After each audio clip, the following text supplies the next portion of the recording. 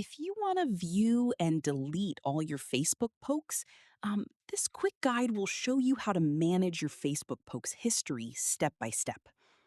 First, open the Facebook app or go to Facebook in your browser. Now, use the search bar at the top and type pokes, then tap on the pokes page. Here, you'll be able to see all the people who poked you and the ones you've poked.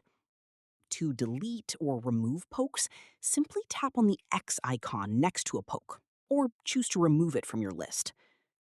If you don't see the option directly, you can manage it through your activity or interaction settings, depending on your version. If this method does not work, simply tap on the profile that you want to remove. Then it will show two options. Click on Dismiss Poke, then again tap on Dismiss.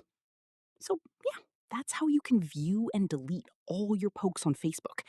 If this helped, make sure to like the video and subscribe for more Facebook tips. Thanks for watching.